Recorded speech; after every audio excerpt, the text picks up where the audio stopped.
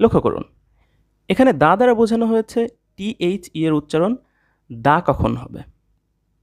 দেখুন, যদি THE এর পরের ওয়ার্ডটি কনসোনেন্ট দ্বারা শুরু হয় তাহলে এর উচ্চারণ হবে দা।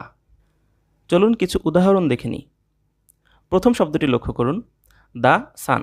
এখানে সান ওয়ার্ডটির প্রথম লেটার এস, যা একটি কনসোনেন্ট সাউন্ড।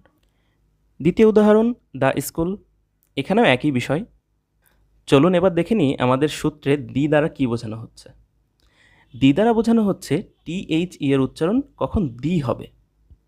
যদি THE এর পরের ওয়ার্ডটি ভাওয়েল সাউন্ড দ্বারা শুরু হয় তাহলে এর উচ্চারণ হবে দি। যেমন দি অ্যাপল।